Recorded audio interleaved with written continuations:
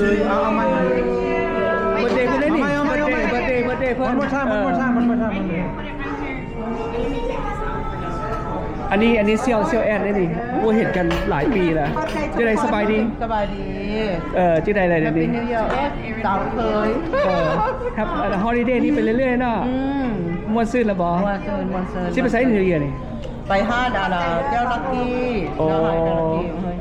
อยู่คอนเวิร์ตบ่ขอบใจเด้อที่มามื้อนี้ขอบใจละ YouTube ให้อยู่ดีมีแฮงลำขอบใจหลายเลยแล้วกันเก่า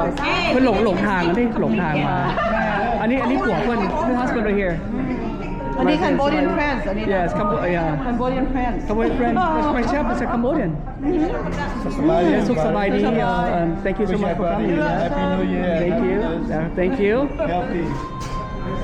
happy birthdayเพิ่น birthday เพิ่นเฒ่าแก่ใจดี ครอบครัวเป็นอย่าง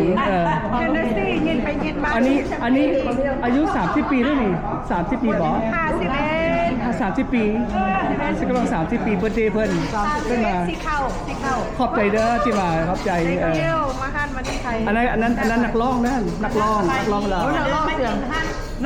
สวรรค์เดี๋ยวคราวหน้าเขาจะเรามาร้องท่านแม่นี่เด้ออันแซ่บว่าบ่แม่นย่องเด้อบ่แม่นย่องเป็นบ่ขอบใจหลายเพราะว่ายังตัวเองก็เฮ็ดกินโอเคได้กินดอกไม้แม่ไปก็เฮ็ดแน่เดี๋ยวคราวหน้าสิเอามาร้องทุกคนที่มาซัพพอร์ตเราเลยเด้อแม่นบ่ 100%แซ่บบ่เป็นตัวเด้ให้ไต่บนตัวเด้ให้ไต่เฮ็ดกินเองแน่เนาะร้านหน้าเลยซั่นร้านหน้าก็แซ่บสุดยอด แซ่บร้านหน้านี่แซ่บจนมียังเหลือจะเบิ่งได้อีกอันนั้นผัวเพิ่นนั่นน่ะเพิ่นเรียกกันร้านน่ะเพิ่นเฮ็ดพวกเพิ่นมีแบรนด์เด้อลาบก็แซ่บแต่ข่อยอิ่มแห้งมื้อนี้ขอละนานี่แซ่บอันนี้ถ้วยที่2เด้อถ้วยที่2วะอันนี้ที่3ร้านหน้าที่3แล้วนี่ร้านหน้าที่3เด้อมาเด้อผมเจ้าบ่มื้อนี้ดีใจได้มานี่มันดีใจผู้นั้นดีใจแอนโอ้ยจะฮอดจะดีพุ่นอีกได้วันมอเอ้ยวันมอถึงใจเพิ่นจะดีซะ No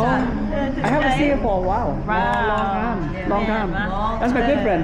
we came here too long time ago yes she come sing one time here no we play here yeah you know that the videos of so many people like follow down oh really they're about 5k already I didn't even look 5,000 already he didn't even send it to me I didn't never see yeah 5,000 already it's been like 3 years now hello birthday you want another shot ใจดีหลายเอาเชียร์เอาแชมเปญมาทุกคนมาเชียร์วันนี้เพิ่นเอาเชียร์เปลืองห้างวันนี้ได้วันนี้เนาะเชียร์ให้เชียร์ให้เจ้าภาพอะไรนี้โรเดอร์ต้องการอะไรนี้เชียร์เอาโอเคalright thank you so much for watching and please like and share bye bye